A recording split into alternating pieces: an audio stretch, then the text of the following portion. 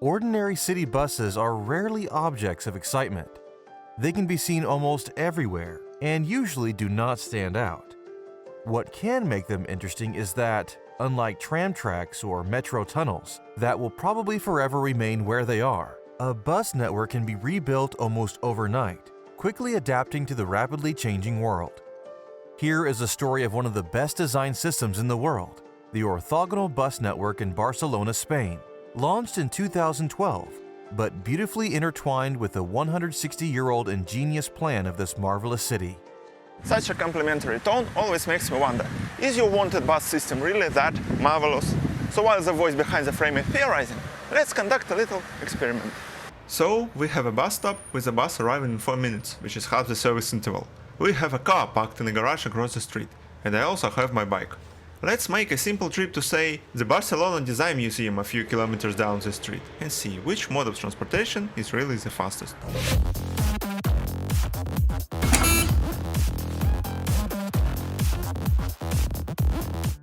Barcelona has one of the most recognizable bird's-eye views.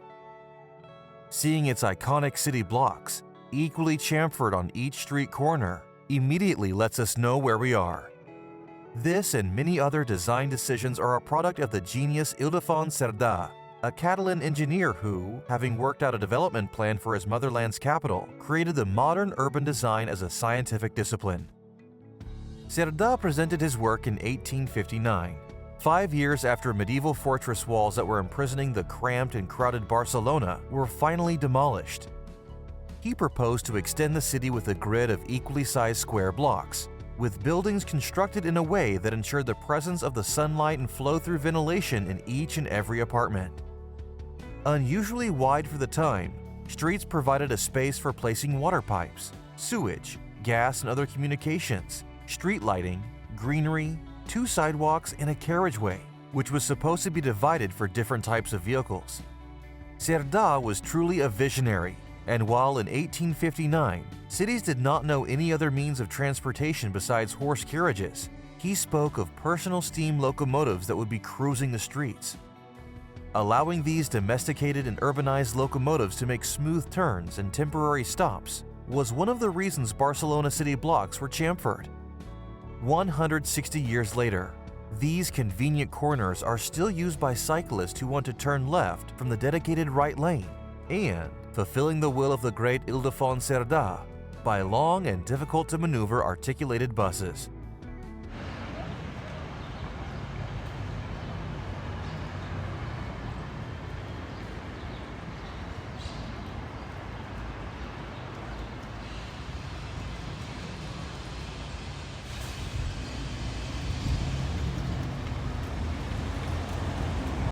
Cycling in Barcelona is great.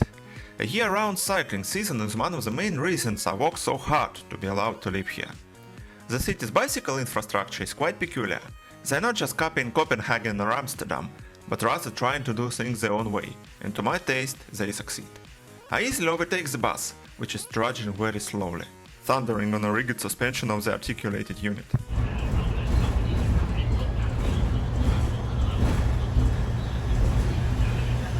This, in a way, reminds me of riding one of these red Soviet KTM-5 trams we talk on this channel from time to time. In the car, I have to make a U-turn around the block, but as soon as I get on the Gran Via, I surely catch up with my competitors, and then I leave them far behind. Or won't I?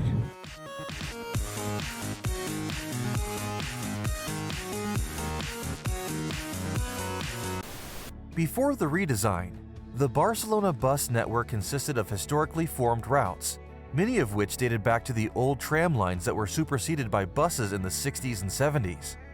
Those lines connected periphery districts with the center and were meant for the prior 20th century world, where every morning large groups of people went to the central market square to exchange goods and services, or to enter a special building and work on a computer in a room full of other people also working on their computers. But Barcelona is not a city of a downtown surrounded by bedroom neighborhoods. It was designed to be different. One of the key principles that Ildefons Cerdà put into his work was the principle of equality. In the city of equally sized streets and equally placed buildings, everyone had access to the same public facilities and had the same opportunities. The bourgeoisie and ordinary workers, university professors and immigrants, doctors and shopkeepers, all lived side by side. Cerda's district of Eixample, which translates from Catalan as an extension, grew up to be equally alive and vibrant everywhere. The Eixample is neither a dormitory neighborhood, nor an office zone, nor a shopping center. Instead, it is everything at once, and that is the key to its success. In the same building, there are residential apartments, doctors' and lawyers' offices, shops and restaurants. The traditional radial route system serves well for commuting downtown, but often requires a detour through the center in order to get to the adjacent neighborhood. This does not work well when the adjacent neighborhood has as much stuff going on as the downtown. Something had to be changed.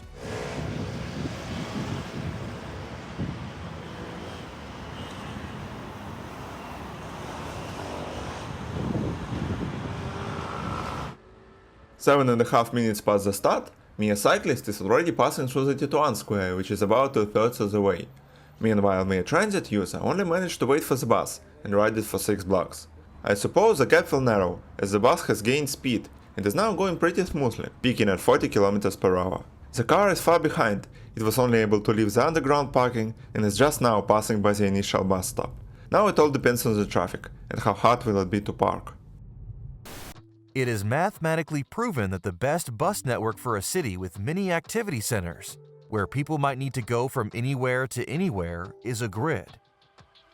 There are parallel bus lines on some streets, perpendicular lines on other streets, and with just one interchange, anyone will always be able to go wherever they want. Of course, no one likes transfers and having to wait for a bus twice, but all the attempts to build direct routes for everyone always resulted in an inefficient and hard-to-use spaghetti-like bus system many cities still have. How many times have you heard anything like, "Ah, there is the 59, but it comes once every half an hour, so better go up 2 blocks and wait for the 131. Designing a reasonably dense grid and making all available fleet of buses to run frequently across a small but easy-to-understand number of routes is a well-known and widely used way to relaunch a bus system. Barcelona had an advantage, as nearly half of it was already a grid. The straight lines of routes were then continued to the less regular upper part of the city, formed by the villages, absorbed at the turn of the 20th century. Of course, the grid system inevitably received a lot of criticism, because a big number of people lost their habitual direct routes, but the overall result turned out to be quite impressive. A study conducted 3 years after the launch of the first phase of the project showed that the redesigned system attracted up to 20% of new bus passengers. About a quarter of the trips made involved a transfer, which proved that transit users will make transfers if they are organized well, no matter if it is a metro or a bus. The key to such a success is the attention to details, which make the network easier to understand and simpler to use. The route numbering system is remarkable. Horizontal routes have blue color and are composed of the letter H and an even number, ascending from the top to the bottom, with bus H2 circulating at the foot of the mountain range and H16 by the shore of the sea. In a similar way, vertical routes have green color and are composed of the letter V and an odd number, ascending from the V1 in the west to the V33 in the east. One can always estimate an approximate route of the bus just from its number, and colors make these numbers even more distinguishable. There also are 3 purple diagonal routes. Conventional routes are red, and suburban routes are yellow. Since the new bus system depends hugely on transferring passengers, each and every transfer has been designed thoughtfully, creating so-called interchange areas. Bus stops were moved closer to the metro stations and to the intersections. Each transfer bus stop has a map of the surrounding area, showing adjacent bus stops, and finally, direction signs were put on the sidewalk. Everything is like it is on the subway.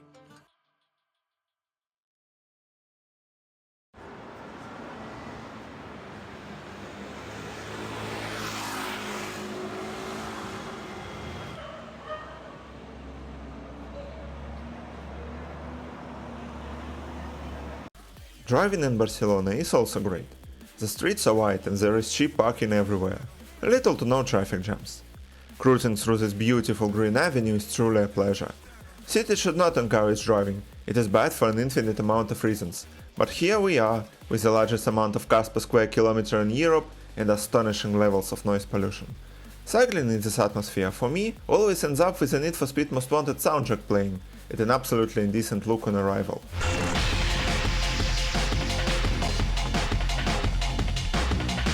I'm not sure if going like this can be fairly considered transportation, but electric scooters, which are super popular here, probably do about the same speed, just without the sweating. The bus, which has to make frequent stops, can compete with them. I don't know of any city in the world where it can. Our bus is just a regular, compressed natural gas powered bus, and although there are some cool electric and hybrid buses on this line, they are quite a rare find.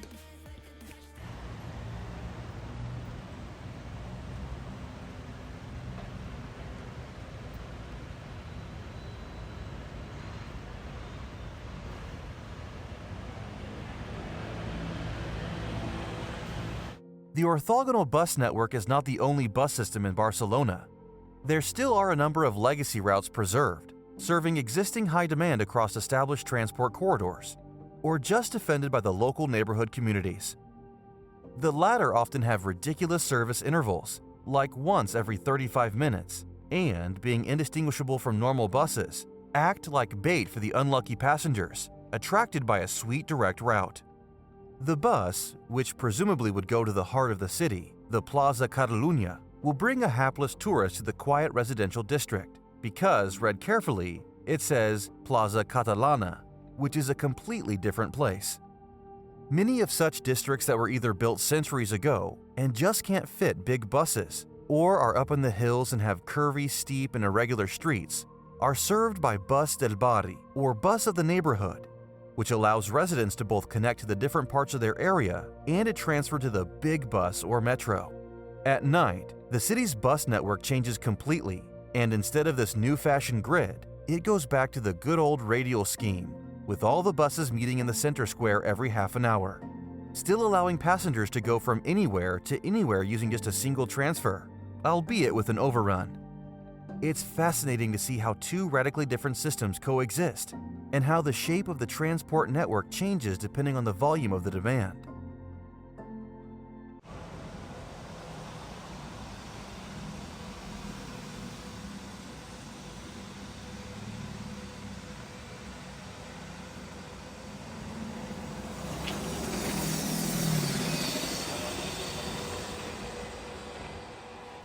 The bicycle climbs the last and the only uphill right before our destination and seems to be arriving first. For this competition to be fair, I want to park it legally, although I could have just tied it to the fence. The organized parking is just several dozens of meters ahead, and finishing a 4-kilometer ride in 12 minutes, with an average speed of 20 km per hour, and spending a minute more to park the bike and walk back, me, the cyclist, is entering the Barcelona Design Museum first. Me, the driver, was supposed to lose some time searching for parking, but the very first parking space was free, and with an average speed of 17 km per hour, the car, to the great disappointment of everyone who was betting on the bus, finished second. Again, in order for this competition to be fair, I want to park legally, and therefore go to the parking meter and pay my short-term fee for the usage of public space. With all these movements, a trip by car took me 22 minutes. A trip by bus took 3 minutes longer, with an average speed of 12.4 km per hour. The designed average speed of the Barcelona Bus Network is 13 km per hour, and multiple studies have shown that it is almost never reached, fluctuating somewhere between 10 and 12. We took our test ride in almost perfect conditions, little traffic in the middle of the day, absolutely straight street with not just one, but 2 dedicated bus lanes, and still lost a minute compared to what was initially planned. Not an appropriate comparison at all, but the same old red Soviet KTM-5 tram in Siberia runs 14 km per hour. And the tram of Barcelona, which in the very worst case runs at 15 km per hour, would actually win us more than a minute. But as the city's relationships with on-street rail transit is rather complicated, they are trying to appease the god of the tram by buying buses that try to mimic streetcars. This Van Hool Exquisity bi-articulated hybrid bus is a bright example. It is 24 meters long and can accommodate 164 passengers, who are now allowed to board not through 1, but 2 doors, which significantly reduces the idling time at the stop. It is driven by an electric motor powered by batteries, and the diesel engine is only used to charge them. In its spacious interior, they were even able to put in a ticketing machine. Like in all other buses of Barcelona, the seat upholstery is themed with an ornament, the meaning of which you now know for sure. And like in all other modern trams, this bus has a rear cabin, empty for the time being. Fake it till you make it. Another example of this approach is the Spanish-produced bus named Irizar IE tram, which is positioned as a tram on the asphalt. It is completely electric with a declared autonomy of 250 kilometers or 17 hours of operation, and in the real world, a few minutes under a super rapid charger on one of the terminals is sufficient. Such a bus is still not zero emissions, as it still emits toxic tire particles that rub off on the asphalt, but the impact of this is certainly less than one of a diesel engine. The much less eccentric buses can also be electric, like this Polish Solaris Urbino 18. These buses don't roar anymore.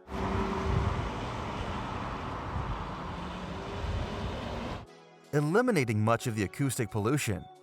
With more of these in action, every city that has been blessed with a warm climate can make its public transit even more eco-friendly without large investments into the infrastructure.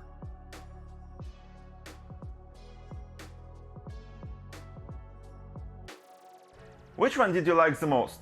Old red Soviet tram or new red European bus? Let me know in the comments, and see you soon.